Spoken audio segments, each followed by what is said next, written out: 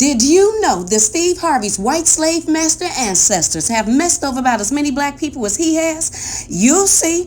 And did you know that Steve Harvey tried to do everything that he could to have his ex of 9 years, Miss Terry Smith, not come out with their book speaking of their relationship? I ain't lying. And if you didn't know, you gonna learn today. Now check this out.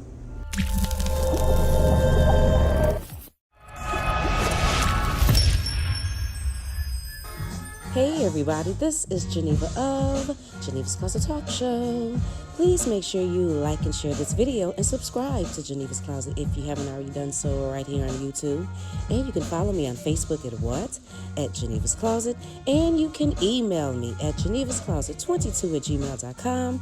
Now, let's get into the news. Broderick Stephen Harvey, a.k.a. Steve Harvey, was born on January 17, 1957 in Welch, West Virginia to his mother, Eloise Harvey, and his father, Jesse Harvey. Steve was still a child when his family moved to Cleveland, Ohio, and it was in Cleveland that Steve spent the most part of his childhood growing up alongside his 4 older siblings. Cleveland, Ohio was where Steve as a kid was raised, but would occasionally return to West Virginia to spend time with his grandfather. He had some level of discipline being the son of a Sunday school teacher and was fully aware of what he wanted out of life. Steve's family did not have much. Besides engaging in farming, Steve's father was a coal miner by profession while his mother took care of the home. Steve Harvey had a stuttering problem as a child.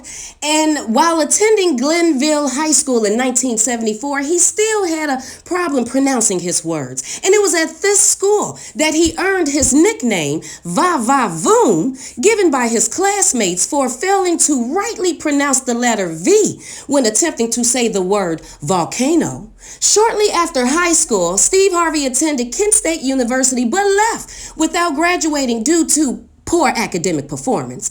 Then he proceeded to West Virginia University, where there too he did not graduate. As a young black man in his early 20s, Steve Harvey found life quite challenging and full of frustrations as he spent them working at a number of jobs, including an insurance salesman, carpet cleaner, postman, and even a wannabe professional boxer just to earn a living. But on October 8th, 1985, while still selling insurance, Steve Harvey won an amateur night contest at a Hilarities Comedy Club, a local comedy club in Cleveland, Ohio. He made use of his observational humor drawn from experiences in his own life to entertain his audience. And he spent the next few years largely on the road, playing in any comedy club that was willing to book him, giving him room to groom his comedy skills. Now let's go back to Steve's parents. His father, Jesse Harvey, who was a coal miner and did construction,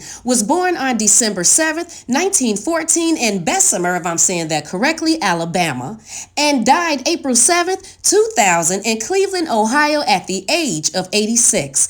And his mother, Vera Eloise Connor being her maiden name, Harvey being her married name. Some things that have her being born March 27th, 1915, but I think I found the census record that said she was born on March 6th, 1915 in Patrick, Virginia, and died October 8th, 1997 in Cleveland, Ohio at Mount Sinai Medical Center at the age of 83 years old. And remember, she was a homemaker. I had a little bit of an issue just looking up Steve Harvey's siblings, because if you Google search Steve Harvey siblings, all you are going to see is 3 of them. A brother named Terry, a sister named Pauline, and another sister named Mona. But it's said that it was 5 of them, and Steve Harvey was the youngest, which means that there's 4 older siblings, but all I kept seeing was 3. So this is what my research found. The brother by the name of Terry, well, his real name is Donald Terry Harvey, born October 1945. He lives in Cleveland, Ohio, and he is 75 years old. And then there is the sister, Pauline Harvey, and then that sister Mona, her name is Ramona Harvey. And then I found an obituary online that named these siblings plus Steve Harvey, but it said that there was was a brother by the name of Jesse Willard Harvey Jr., named after Steve's dad, that was born on September 26, 1941, but died May 26, 2006 in Cleveland, Ohio at the age of 64 years old. Steve Harvey's father, Jesse Harvey, and his mother, Vera Eloise Connor at the time, married in 1936 in McDowell, West Virginia, when Vera was about 21 and Jesse was about 20. 2 years later, in 1938, they started having their children. And based on my research, there is a huge age difference between Steve and his 4 older siblings. In 1938, they had Ramona Harvey. In 1939, they had Pauline Harvey. In 1941, they had Jesse Willard Harvey. And in 1945, they had Donald Terry Harvey. So basically, Terry, being the one that's right up over Steve, was born in 45 and Steve in 57. So just those two alone have about a 12-year age difference. This is where my research took a turn. Basically, people, I was supposed to be looking up one thing, and the next thing I know, I became very interested in Steve Harvey's mother, Vera Eloise Connor Harvey, Ancestry. Now, I done heard Steve Harvey talk about a lot of things, but I have never heard him discuss what I will be sharing with you today. Now, I don't know if that's because he doesn't know or he do know, but he just didn't want the information put out there. Regardless of the fact, we're going to talk about it today, so check this out. Max is the new black-owned herbal toothpaste company that believes in old-fashioned values. Commercial toothpastes are loaded with many different toxins and chemicals. That's why Max believes in the natural approach, with 16 total ingredients like aloe leaf juice, sea salt, bentonite clay, and peppermint oil. Their ingredients are used to boost your oral health care and enhance your smile. They're good for vegans, vegetarians, smokers, coffee drinkers, adults, and children. Go over to ProtonMax.com today and show off that smile.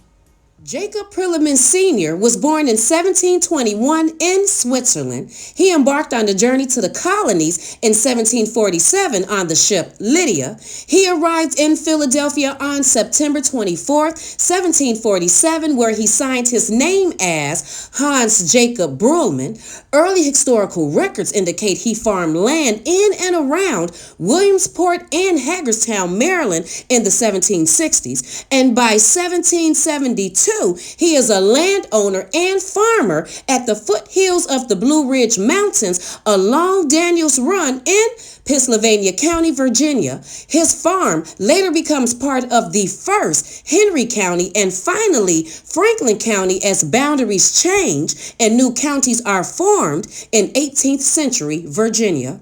Jacob died September 9th, 1796 at about 75 years old. And his wife, also born in Switzerland, Walt Helms Prillaman, born in 1723, died March 22nd, 1799, and both of them passed in Franklin County, Virginia. Well, they had some children, and one of their sons' name was Daniel Prillaman, born December 5th, 1758, and died January 6th, 1854, at about 95 years old, also in Franklin County, Virginia. Well, Daniel and his wife had some children, and one of their sons' name was Jacob Prillaman, or what ended up being Lieutenant Jacob Prillaman, born July 28, 1778, and died May 12, 1858, at about 79 years old, also in Franklin County, Virginia. But people, this is where the story gets interesting. Now stay with me, people. Lieutenant Jacob Prillaman III married his first cousin,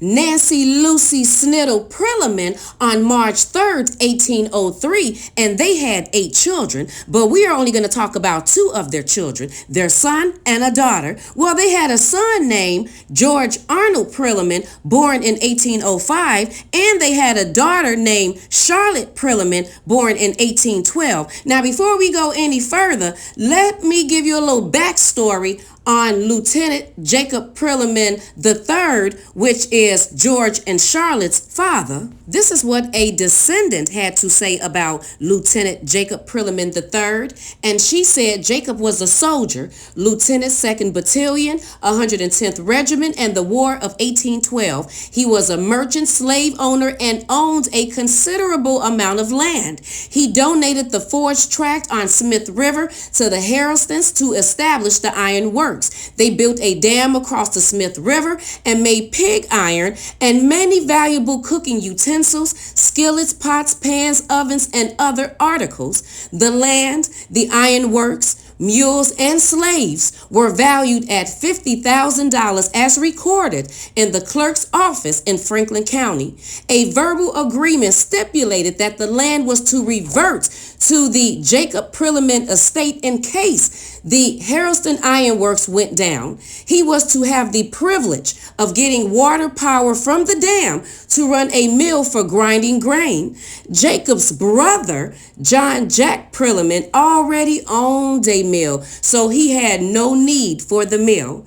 Jacob, in 1850, was taxed on an estate valued at $5,000. He passed away 8 years later at the age of 79 years old. Let's go back to Charlotte Prillaman, born in 1812, the daughter of Lieutenant Jacob Prillaman III. Well, when I was doing my research, I came across something that said that Charlotte was mulatto. And I said, oh, wait a minute, how is that possible? When Jacob is white, his wife Nancy is white, their son George, and all of their children is white, but Charlotte is mulatto?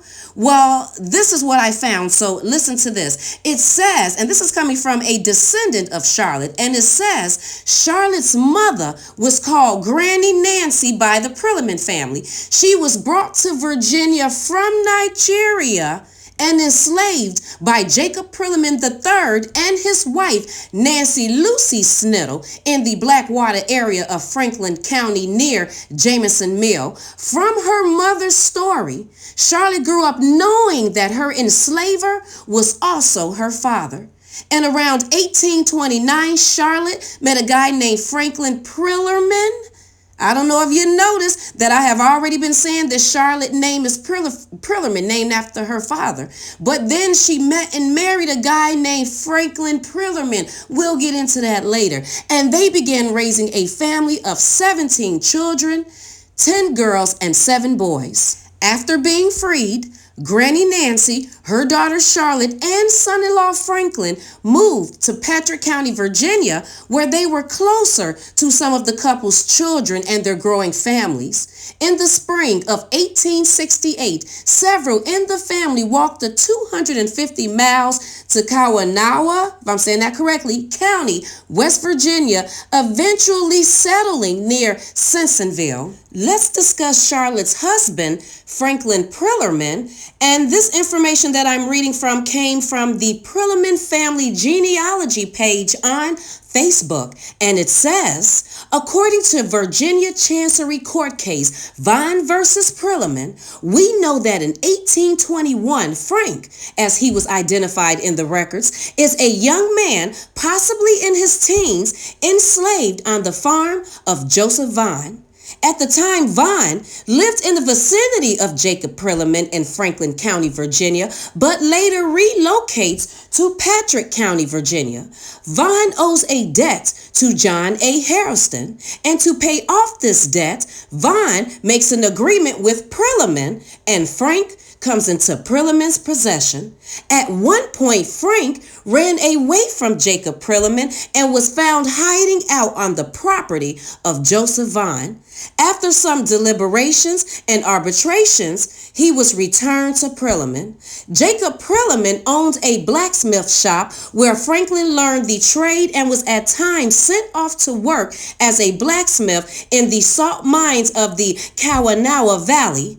Around 1828-1829, Franklin and Charlotte began raising their family of 17 children, 10 girls, and 7 boys. According to my research, because I had to cut it off at some point, I could not tell if Franklin Prillerman was black or mulatto, because on some things it said black, other things it said that he was mulatto. They don't have his birthday, but it said that he died about 1872 and he was about 79 years old. So based on my math, he could have been born about 1793, which means in 1816, when he was sold from Joseph Vaughn to Jacob Prillaman, he would have been about 23 years old. That story in itself is sad, just because we don't know how long Franklin had been on that property, and if his mother and father was there, if he had siblings, his grandparents was there, if he was married and had children there. I'm pretty sure that's the reason why he ran from Jacob Prillaman property and went back to Joseph Vaughn. I'm pretty sure it had nothing to do with he wanted to be a slave and he wanted to go back to that particular slave master. It was probably that's where his family was at, and that's all he had known because he had been there for so long. So it's one thing to see this stuff on TV, but it's another thing for me to actually be doing the research and be coming across the census reports and seeing actual documents where it say that someone was being sold, and it's pretty sad. But I was able to find some more information that gave a little bit more information about Franklin's character. So check this out. Franklin Prillerman was a man of intelligence, energy, and took initiative.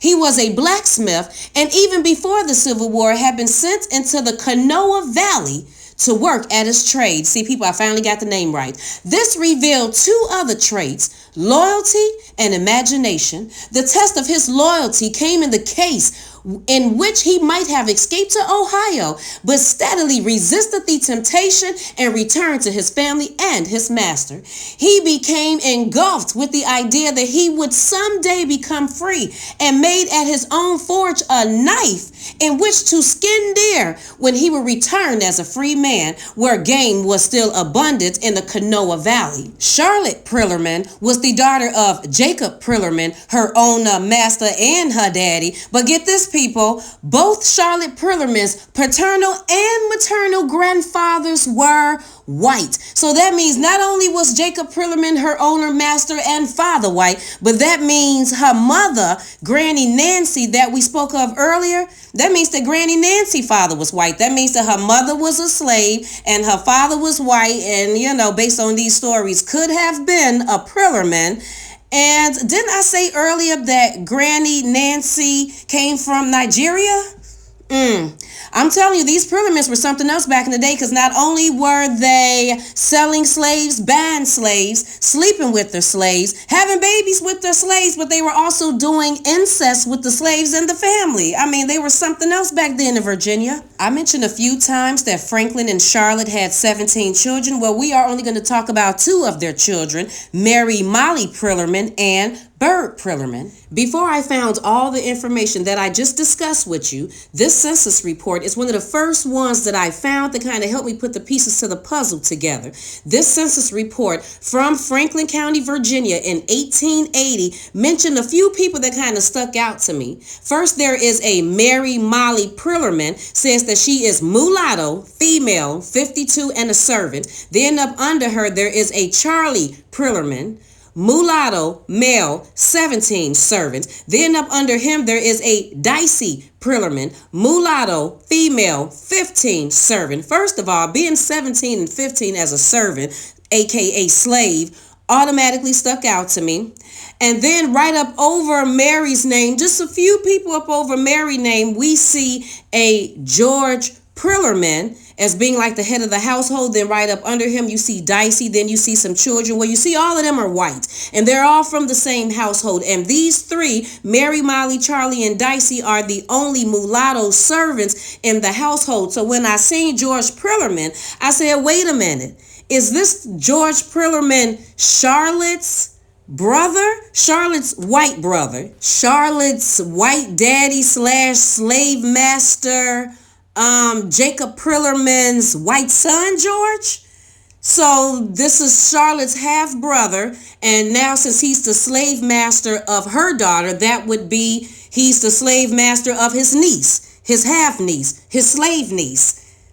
It's crazy. Based on my research and numbers, I believe that Mary Molly could have been one of, if not the first child of Charlotte and Frank Prillerman. And I say that because back when we found out that Jacob Prillerman became the owner of Frank, that was in 1821. Well, in 1828 is when Mary Molly was born, or around 1828 is when she was born. That means that would have been only like 7 years into Frank being there on that property, which means that Charlotte had Molly when she was about 16 years old in 1828. Now, the next son that I'm going to tell you about, Byrd Prillerman, was born in 1859, which means that when he was born, Charlotte was 47 years old and Molly would have been about 31. After everything that Frank and Charlotte Prillerman went through, let me tell you about one of their sons, Byrd Prillerman. Byrd Prillerman was one of West Virginia's most prominent educators, starting his education off fairly late in life, but he had an excuse, of course. He was born a slave in 1859 in Franklin County, Virginia. After emancipation, Prillerman and his family traveled to West Virginia on foot. They settled near Simpsonville when Prillerman was 9 years old, and he attended school for the first time at the age of 12. In 1879, he began teaching at Simpsonville in a one-room schoolhouse. At the time, Storer College in Harpers Ferry, West Virginia, was the only school of higher education for African Americans in the state. During the winter of 1890, Prillerman called on Governor Artez Fleming and State Superintendent B.S. Morgan to raise the issue. And in 1891, the West Virginia Colored Institute opened its doors for the first time.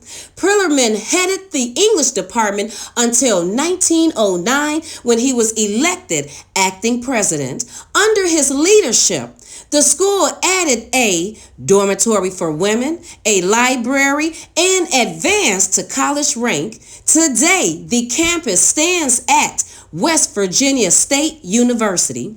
Prillerman brought leading African American scholars to the college, including W.E.B. Du Bois, Professor Kelly Miller, and Dr. Booker T. Washington. History maker John Clark Jr.'s mother had the opportunity to meet Booker T. Washington when he came to West Virginia Colored Institute.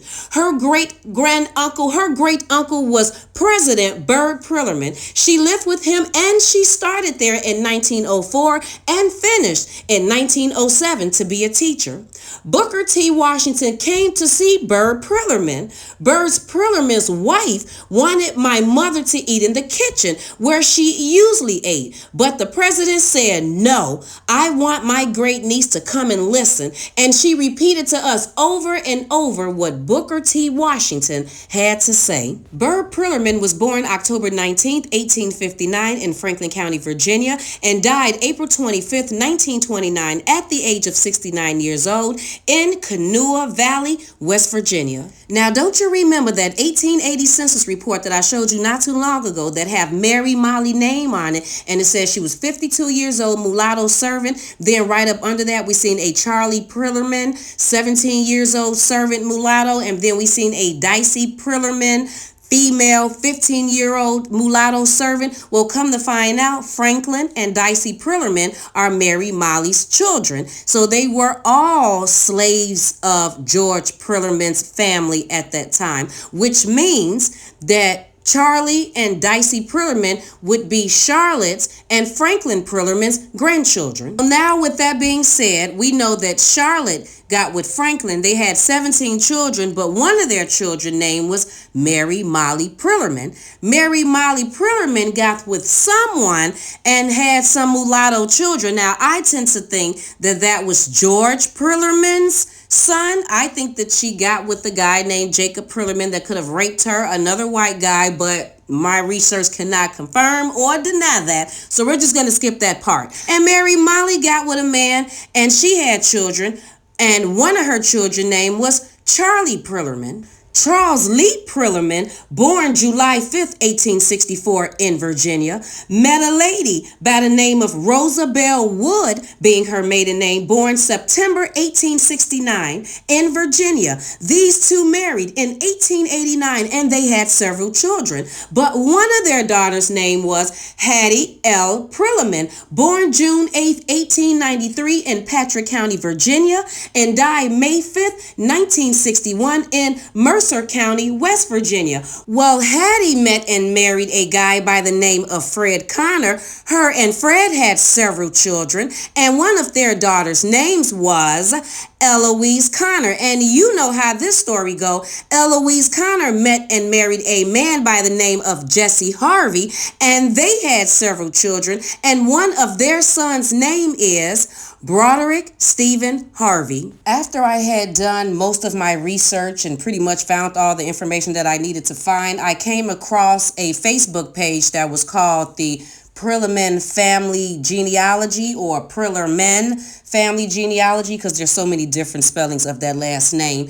And when I found that page, I was able to kind of look on there and confirm what I already had. And then I contacted the lady that ran that page, because it was her family's page that she had went and did all the genealogy work for. Contacted her, let her know who I was and the information that I found, and instantly she responded back and gave me some information to kind of help my story, help to put some pieces to the puzzle together for me. And yeah, we talked for like a few days, and she gave me some information, and I gave her some information of the things that I found, which helped me to know that my research was right on point. And to be perfectly honest with you people, there is so much more to this Prillerman, Connor, Harvey story that I would have had to do a part 2, 3, and 4 to give you the full story. But just to let Steve know, because I don't know if he know about his white slave master ancestors and all the information that the lady from the Prillerman Family Genealogy Facebook page done found. But Steve, if you didn't know, you know now. You can go over there, see all your white ancestors, find out stuff about your family that you probably didn't know. Y'all go way back in Virginia. And what else I found out was that there is a Prillaman cemetery in Virginia. So Steve, hey, you can go over there now. I don't know if any of the Mulatto Prillermans are buried over there, but you all definitely have your own cemetery. And since your white side of the family come from Switzerland, if I'm not mistaken, you all got a coat of arms too. So yeah, Steve, you better check your family out. Steve Harvey is a direct descendant of the white Prillerman family through Charlotte Prillerman. And another thing that I noticed during my research is I believe that the Prillaman, Prillaman, that is how the white Prillaman family is spelling their last name. I believe that they purposely spelled it ERMAN for Charlotte and the rest of the black Prillerman, Mulatto Prillermans, so there wouldn't be any chance of them, trying to gain anything by having the Prillaman last name. And I say that because the Prillaman cemetery, none of the Prillerman black people, mulatto people, are buried at that cemetery. John Prillaman Sr., who came from Switzerland, is Steve's 7 times great-grandfather, and Jacob Prillaman, who was the slave owner who also brought Granny Nancy from Nigeria, both of them are Steve's 4 times great-grandparents, and George Prillaman, who owned Molly and some other slaves, is Steve's 3 times great-granduncle, and Charlotte and Franklin Prillerman is Steve's 3 times great-grandparents. My opinion, after I have done my research, is that Steve Harvey's white slave master ancestors have messed over about as many black men and black women as Steve Harvey has. Period. Now that we have discussed where some of Steve Harvey's ways may come from, let's get into the meat and potatoes of this video. Every time we talk about this man's relationships, we always talk about the same ones. His first wife, Marcia Harvey, the one he had the twins by, and Broderick Jr. But I want to know why the hell it take him so damn long to pay her child support. And then his second wife, Mary Harvey, the one he had Winston with. And remember, he threw her in jail. Why the hell he throw her in jail just for talking about their divorce? What was up with that? And then his last wife, Margie Harvey, their perfect, beautiful, wonderful marriage. Now, they don't have any kids together, but he sure in the hell adopted all of her kids. Now, what I want to know is how long these two really been together, huh, Steve? But what I think I want to know even more than that is why did you treat your ex-boo thing of 9 years that you dated from 1991 all the way to 2000, Miss Terry Smith, the way that you treated her? Why did you have your lawyers strong-arm this woman into not releasing her book, Men Will Lie When the Truth Will Do, The King, His Queen, and the Other Woman in 2004, Steve? Why you treat Miss Terry Smith like that? Well, you know we gonna get into some things, and we gonna talk about Miss Terry Smith, Marcia, Mary, and Margie. You know we about to run this because I've been working on this video for a whole month, so stay tuned. If you would like to advertise your business in Geneva's Closet, email me at genevascloset22@gmail.com. I would like to know how you all feel about this situation, and while you are letting me know, could you please like and share this video and subscribe to Geneva's Closet if you haven't already done so right here on YouTube. And you can follow me on Facebook at Geneva's Closet, and you can email me at genevascloset22@gmail.com. You all have a fabulous day, and I will talk to you later. Bye.